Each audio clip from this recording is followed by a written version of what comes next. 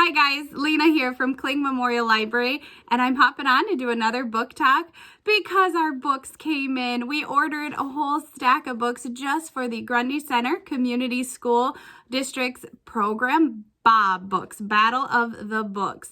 Our very first book is The Worst Kids, The Worst Teacher. You put them together, you get The Unteachables by Korman. They can only hurt you if you try to teach them. This book is a B.O.B book. It's new to the 2021 school year. This is also an accelerated reader book. It's reading level 5.1 and it's worth 8 points. And if you're not in the accelerated reader program, it is recommended for ages 8 to 12. I have read a little bit of the book and I would recommend it for our 5th to 6th grade age group. The Unteachables are a notorious class of misfits, delinquents, and academic train wrecks, like Aldo with anger management issues, Parker, who can't read, Kiana, who doesn't even belong in this class, or any class, and Elaine, rhymes with pain. The Unteachables have been removed from the student body and isolated in room 117. Their teacher, Mr. Zachary Kermit, the most burned out teacher in all of Greenwich, he was once a rising star, but his career was shattered by a cheating scandal that still haunts him. The Unteachables.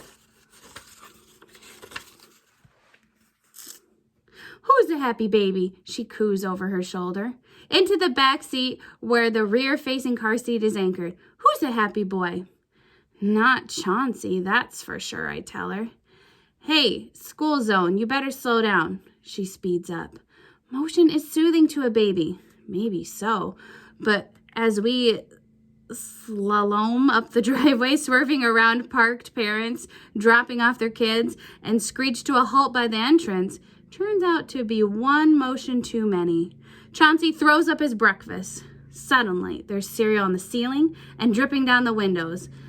That's another thing about Chauncey. His stomach is a food expander. It goes in a teaspoon and comes out 5 gallons.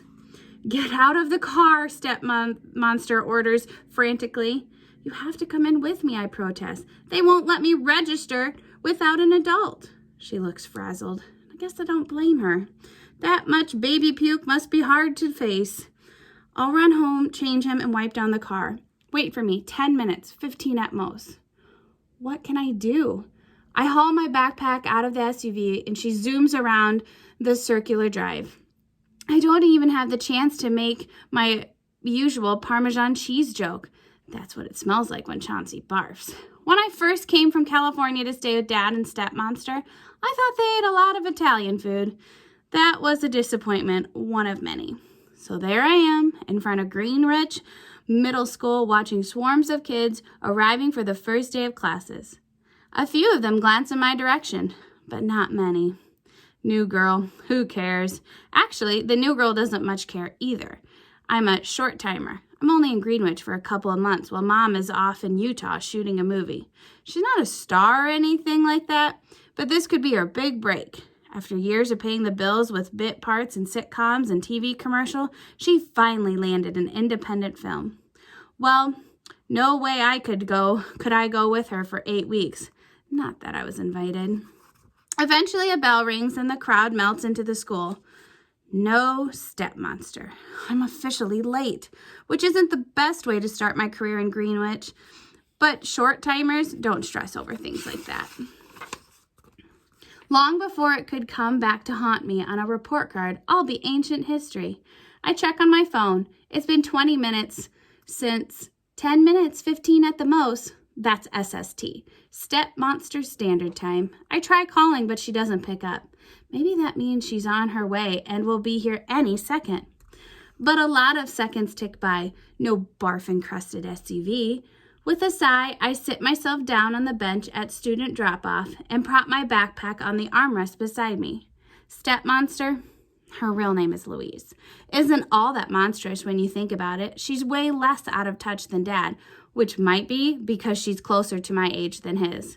She isn't exactly thrilled with the idea of having an 8th grader dropped in her lap right when she's getting the hang of being a new mom. She's trying to be nice to me. She just isn't succeeding. Like when she stands me in front of a strange school when she's supposed to be here to get me registered. The roar of an engine jolts me back to myself. For a second, I think it must be her. But no. A rusty old pickup truck comes sailing up the roadway, going much faster than even Step Monster would dare. As it reaches the bend in the circular drive, the front tire climbs the curb, and the pickup is coming right at me. Acting on instinct alone, I hurl myself over the back of the bench and out of the way. Worst teacher, worst kids, The Unteachable. If you pick up this book and it's your first one, you're guaranteed to laugh and to be inspired. Make sure to check out our curbside. We're doing it daily now, so you can get your book as soon as it's available.